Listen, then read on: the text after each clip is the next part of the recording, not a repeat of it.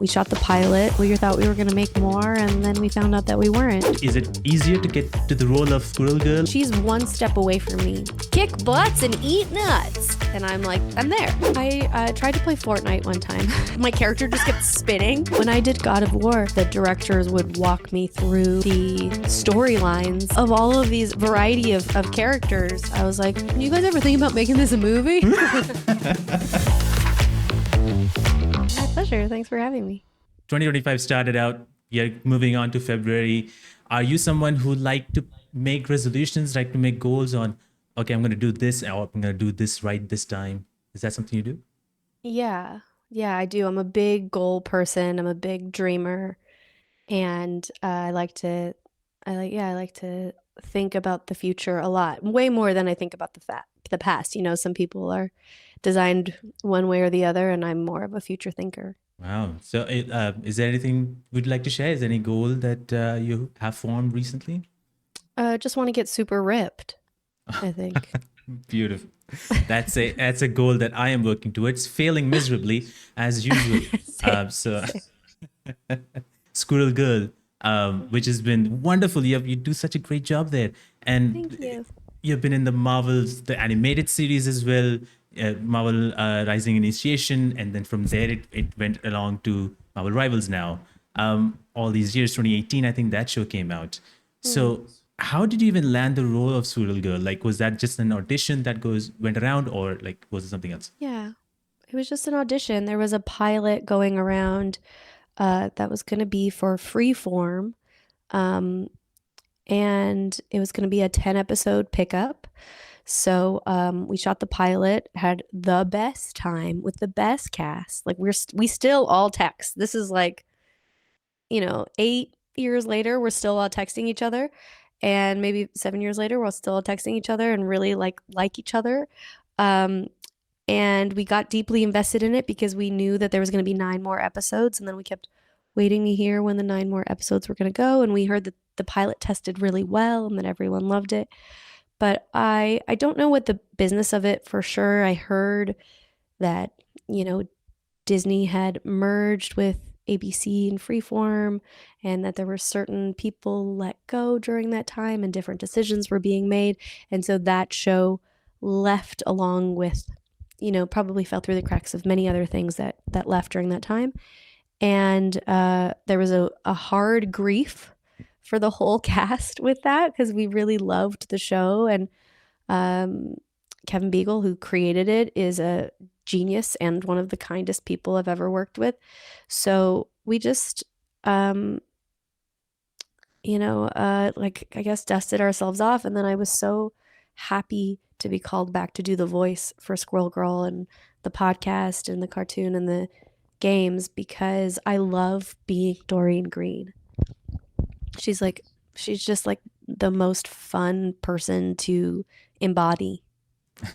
Yeah, she's a mutant. She's the most fun mutant to embody. I mean, is she a mutant though? I think she was also explaining it in the game. I think that I'm not so sure if I'm a mutant. Don't know the difference because I think she's not exactly per se a mutant. I think that was a line. Could be wrong. Yeah, it's hard to say. She hasn't quite been categorized. Yeah. As like an Avenger or, but she is she was born with a squirrel tail. So, but we don't know how that happened. Like her mom is just a human and I think her dad is just a human. So, I don't know how that happened. Yeah, well, I guess we need to have like more of a backstory and more progression. Like could have like a specific series. I mean, as you mentioned, like you had a podcast as well, which was really cool, much more expanded, much more longer. How was doing that podcast like for you, expanding the character? Oh, it was so fun. Like I said, anytime I get to be her, I am on cloud 9, literally on cloud 9. That was also something that happened during the pandemic. So we all shot that separately. We had like little studio kits in our apartment, which were incredibly sophisticated. Like we had basically like what felt like a spy suitcase that had a whole mic and had people on the other side who were able to control the laptops that they sent us. It was really cool. And then got to work with ridiculously talented people to make something. That's the thing about, I think, the industry that I could sum up generally is that it is overqualified, very talented people taking something very silly very seriously. You know, we're making like a radio show for a girl that's half squirrel, and there are some of the brightest minds in the world in the room working on it. Yeah.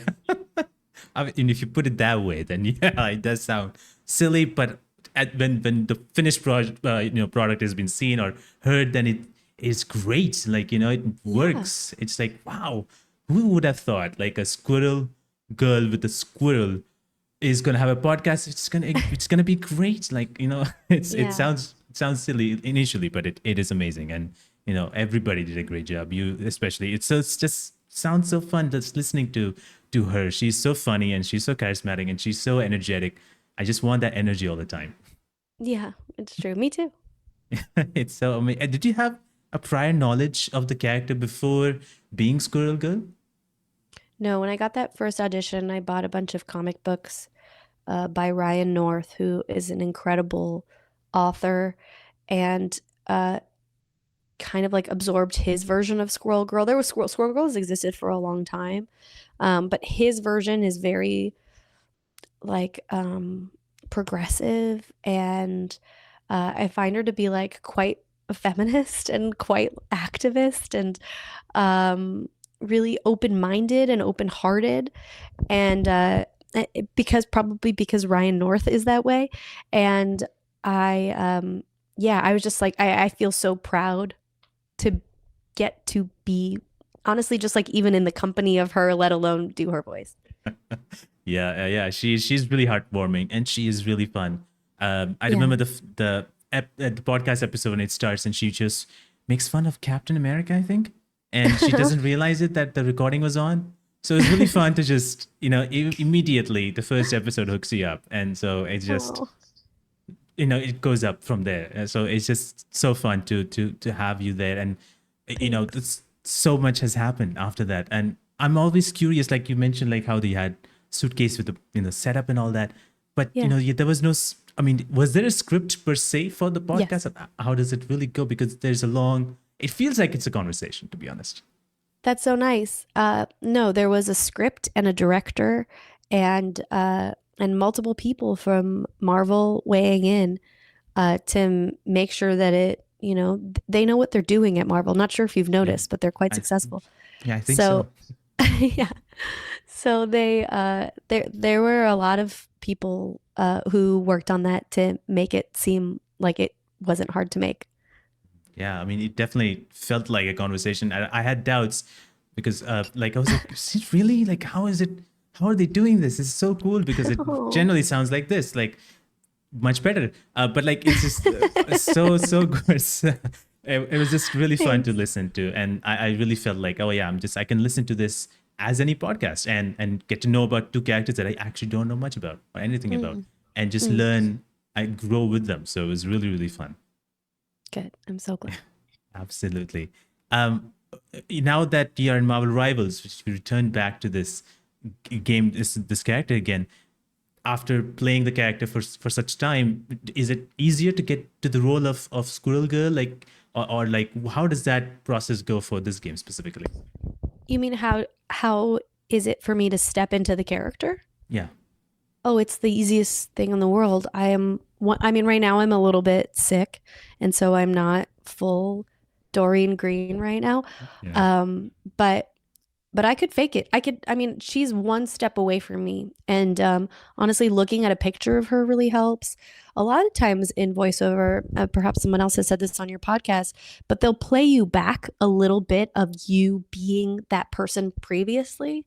And so just hearing me be like, kick butts and eat nuts. And I'm like, I'm there, you know? Um, and then this video game also had a great director who allowed for a lot of improv, which almost never happens in video games. Actually, that's not true. When I did God of War as Lunda, there was a lot of improv there too. I mean, there are always very thorough scripts, but to add a little bit here and there feels just like another way of embodying the character. Yeah, definitely. It's so cool to know that about improv because, as you mentioned, that sometimes it's very strict with the script. Yeah. What are some of the things that you had to go and improv that were added, or like that that worked with the game or worked with the character? Um,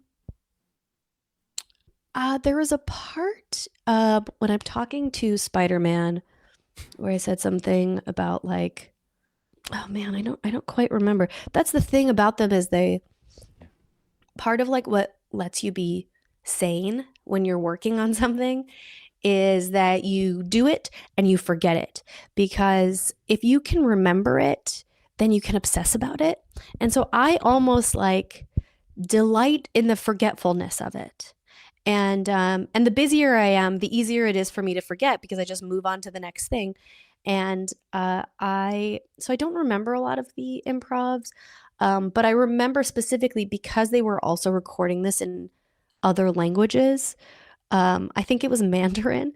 They had like a Chinese team on the recording. And so when I would improvise something, they would have to write it in English and then translate it into Mandarin and then have the voiceover artist who does the Mandarin version do that improv. Who knows what they kept and what they didn't, or maybe they were just, flattering me.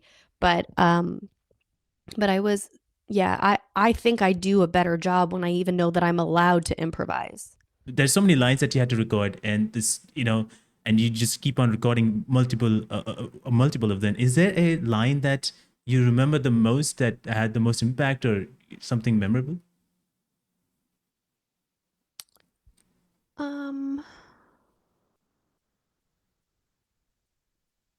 I don't remember. Like I said, it kind of like in the moment, it's super alive. It's all you can think about, and then it goes away.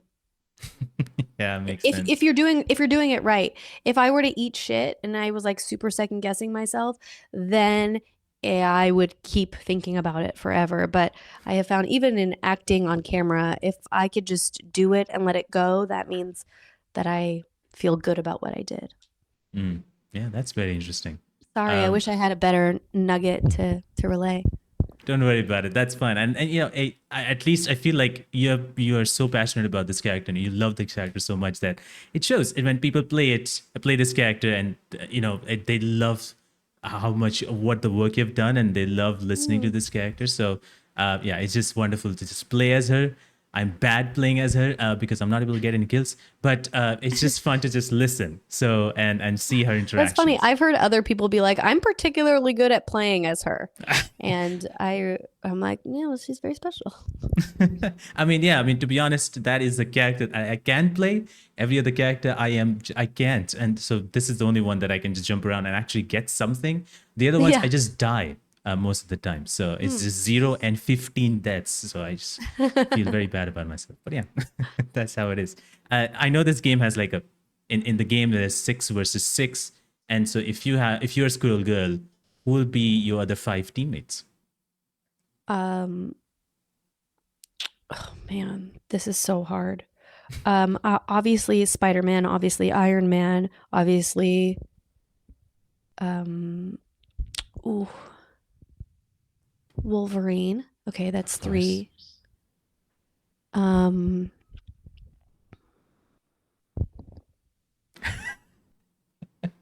Moon Knight, tap, maybe. I tap out. Oh my god.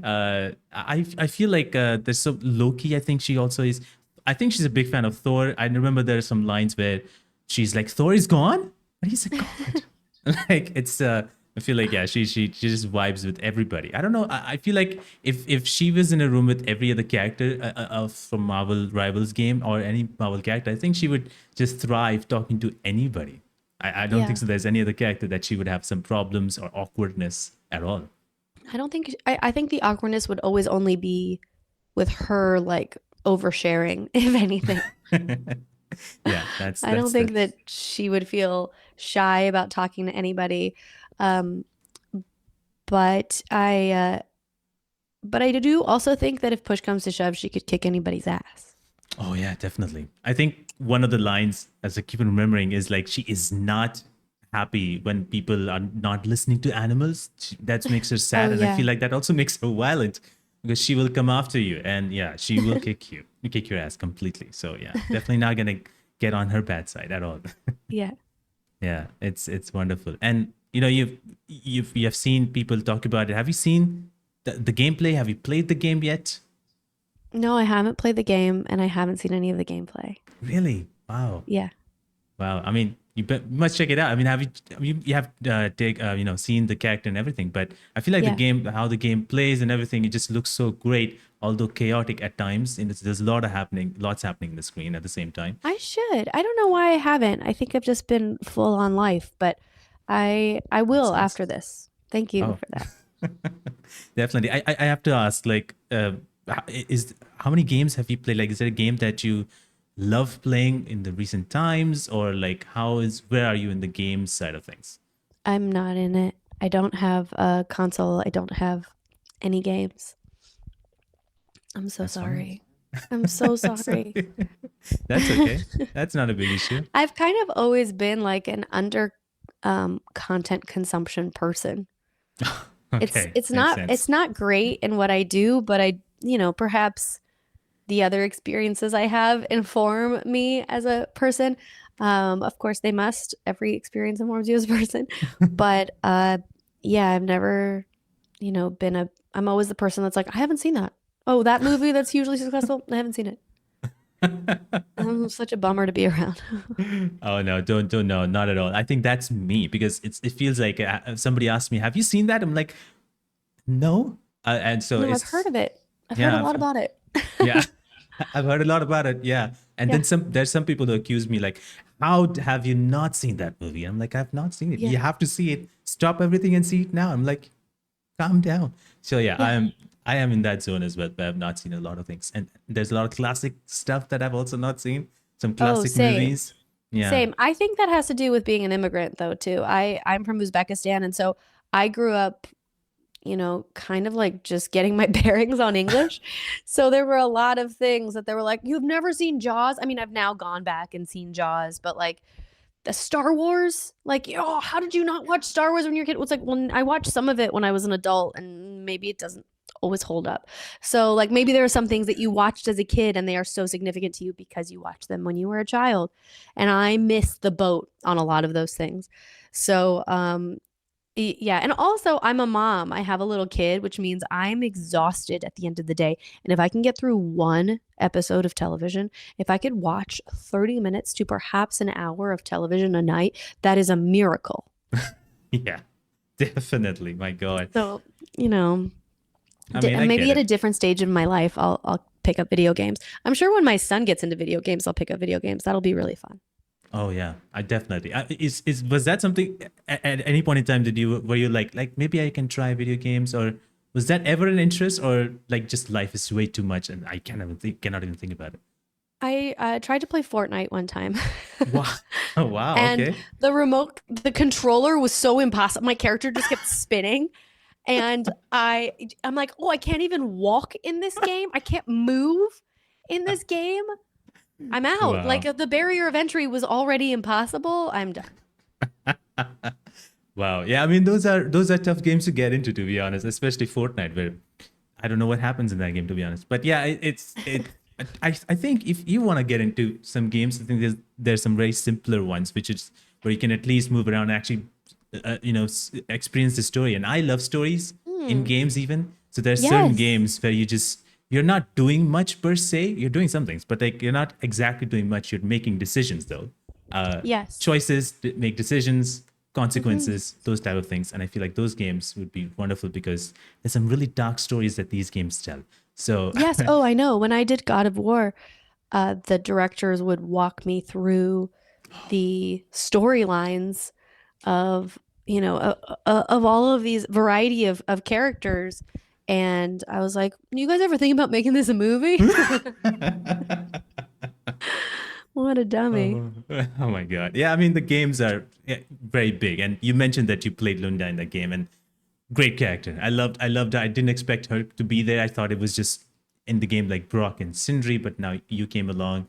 It was really cool to see because you become a part of that game much more than I thought would be, because I thought you'd be just one side character, one appearance and gone, because that happens sometimes in games. But you were Yeah. throughout the journey. What was it like working on that game? It was incredibly fun. I mean, like I said, I'm going to say that about everything because I really, really love this. I love being a voice artist. I love being an actor. I love being a director. I'm very like I found my thing, you know. Um, but yeah, it was incredibly fun. I very rarely get the opportunity to do someone that's so different from me. I auditioned to play a different role, and then they offered me Lunda, and I don't remember if I came in with the accent or they were like, maybe she's a little bit like this. I don't remember how it came in, but I loved being her too. She's so different from Squirrel Girl. She's not the optimist. She is the realist. And I I have that in me too. She's like kind of got a mama energy to her. She's a little bit of like a Dolly Parton in my book. I mean, she doesn't look like one, but she's kind of like, I'll tell you how it is. Coming back to Squirrel Girl, I know there were videos and photos about like a canceled project of Marvel New Warriors. Is what exactly happened that you have the ability to share? Everything that I've said, just that we shot something, we thought we were going to make more, and then we found out that we weren't. And that, the people that did see it really liked it. And there were a lot of, some of my favorite people working on it, incredible costumes department, incredible stunt people. And I don't know, is what it is. I hope that one day Squirrel Girl does get to be live action because she is the way I see it is I think of her as like a younger female Deadpool. I'm like, she's incredibly honest. She's super, super, super funny. She's grounded. She doesn't have this like mightier than thou energy, She is just a girl who happens to be able to communicate with squirrels and has the strength and agility of a squirrel relative to a human body. And I just think that her energy and her morals are incredibly needed these days. One of the things I recently watched actually was a Werewolves Within. Speaking of video Oh, games, turned into a movie, which I yeah, did yeah. not know that it was a video game at first. Because when I Yes. watched the movie, I saw the Ubisoft logo. I was like, "That's a video game company." And then I looked Uh-huh. up, and I was like, "Oh, that was a game." I did not realize, but it was Yeah. so fun watching that movie. I loved Mhm. everything about it. You and was so great, and working alongside Sam Richardson, and the cast was amazing. Everybody was so wonderful. What was it like working on a movie like that, which is like a horror, comedy, and thriller?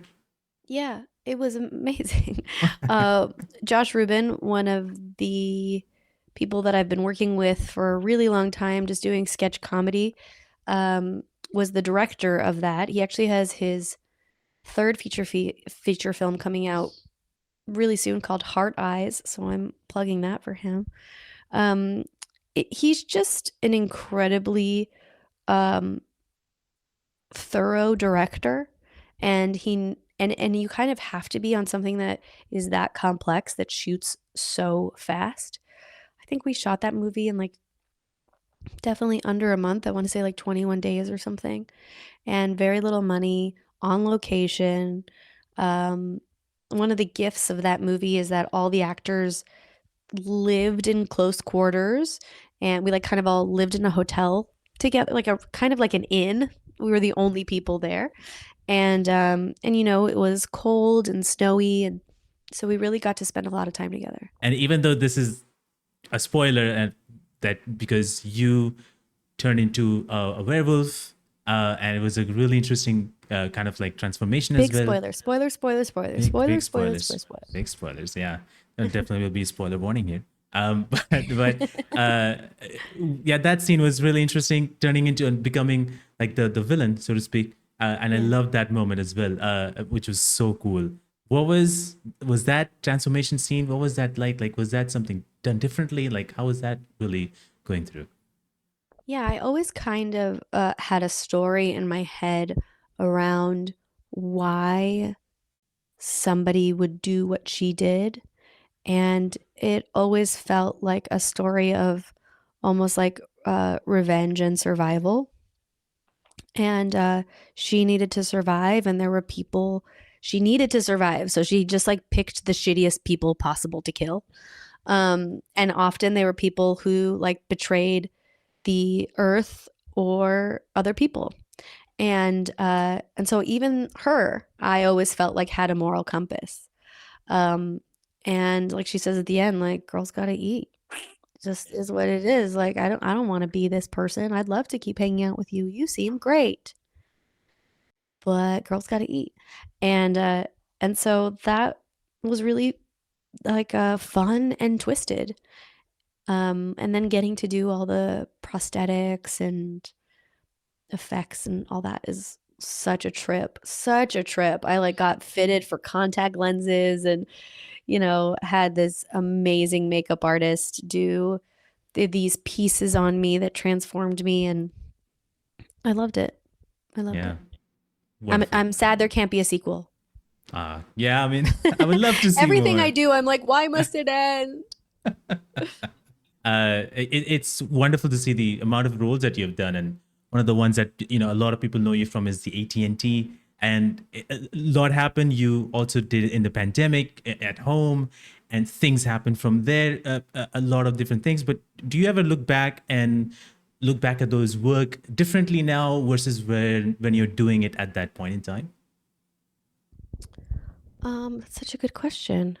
How do I look? I'm sure I look back at it differently. I'm trying to think. I think in the moment it was just like how do we get this done? And there's a hustle behind it. Especially the ones that we shot during the pandemic. We shot, I want to say somewhere between like 10 and 20 commercials in my house with just me and my husband, who's not a filmmaker, but is an incredibly resourceful, smart, kind of can do, fix anything kind of guy. So he learned how to operate cameras with with actual camera operators in his ears, and figured out the production design with production designers on call. Basically, we had a whole crew, but everyone was virtual, and we were kind of their like Sims bodies that they could control. And so at the time, it was just like, get it done, figure it out. I had an incredible producer who did a lot of that like puzzle piecing for me. And I now look back at it with great pride. Milana got a lot of popularity with those AT&T commercials, and rightfully so, because she worked really hard on this, and she is also a hardworking director and a storyteller. In the extended cut of this episode, Milana talks about her creative process and how she became a director and much more stories. And you can watch it by becoming a member of this channel. Not only you get to watch extended cut of every episode, but you also help support the podcast a little bit more so that I can share more stories just like this every single week. So consider becoming a member by clicking the join button below. There's one small thing that I would love to do, and that is a new segment that I'm introducing into this called Side Quest. It's 5 random questions that will be completely random. So are you okay? I'm ready to go. Yes, ready to go. All right. Okay. First one. Are you a dog or a cat person? I'm a dog person. My dog is in the room. Yeah. Oh wow, that's so cool. I would love to have a dog, but I feel like if I have a dog, I will not be able to do a good job because I feel like they need to just run around, just do a lot of things, and I need to be there. And in this small apartment, that is not possible. Yeah, I did. I took him to the dog park today, and he does need to walk twice a day. And yeah, Yeah, and hard work. he's gotten older. They need more energy when they're, when Yeah, they're younger. But true. yeah, Yeah, this is the best. it's worth it. They're such good friends. Definitely, I really want them one day. Just last Uh, night, I was cuddling with my dog on the couch, and I was like, "Will you marry me?" I told my husband to cover his ears, and I just proposed to my dog. I love him so much. Was there a response? He just licked me back. Oh yes, He's just such a good guy. perfect, Yeah. perfect. He's marriage material. Yes, yeah, definitely. Oh my god. If you could travel, time travel to future or past, where would you go? Um, I'm a little afraid of what the future might be. I guess I would go. Well, would I come back? Would I I go mean, I somewhere and then think come back? so. Yeah, I Yeah, then hope I would so. go to the future and see what it's like and come back and maybe, you know, like just for preventative measures, possibly. So I feel like you're gonna go to the future and you definitely coming back, be like, everything is worse than it is. We have to stop. Yeah, and Yeah. then no one would listen to me and nothing would change. People are already doing that. They're already throwing cans of soup onto paintings to be like, shut up about this painting. Listen to me about the end of the world that will be here in our lifetime. And we're like, get out of the way. I'm trying to take a picture of the Mona Lisa. Yep, that's how it's gonna be. Nobody That's respects exactly time that's travel. so we just wrote that movie and that Yeah. is just called Life.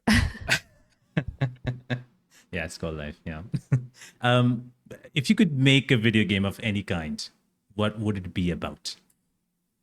It would be called Marvel Rivals and no. Um I oh that's such a good question.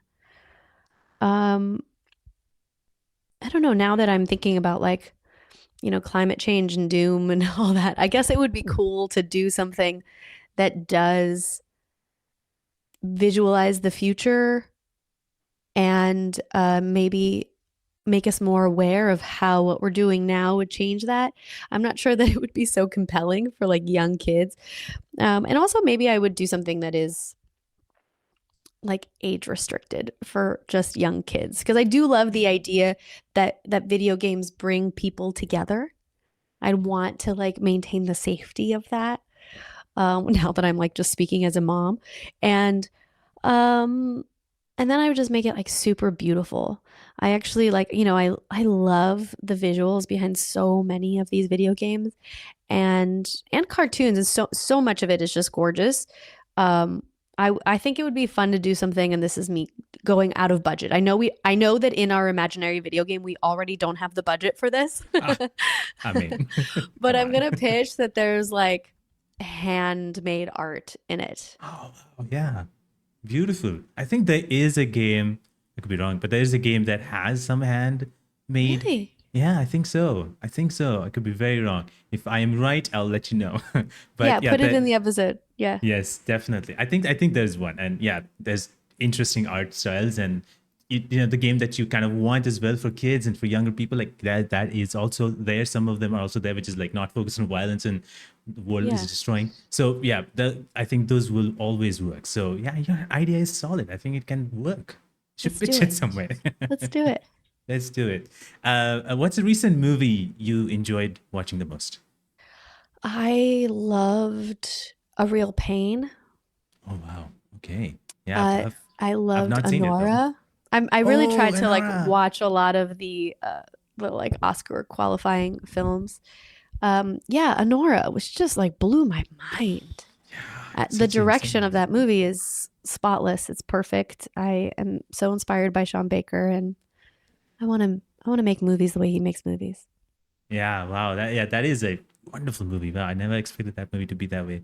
And it's now Hmm. nominated in Oscars. So cool. And I'm so Yeah, happy. So amazing. yeah, Yeah. Final questions. Do you believe in aliens or ghosts? both. Oh, Yeah, okay. Do you think that the aliens are gonna come anytime soon? they might already be here. Oh shoot. I don't know. And actually, I don't know if they're here or if they're not, but they're definitely out there. And they're definitely out there. Yeah. They're definitely Somewhere out there. there. Whether they're here or not, above my pay grade. But it would be illogical for me to assume that they're not out there. Yeah, true. Yeah, they're definitely out there. Well, thank you, Milana, so much once again for being here and for taking a part on this and, for just accepting this and just talking about all of this. Thank you so much. My pleasure. My pleasure. Thanks so much for having me. This was so fun.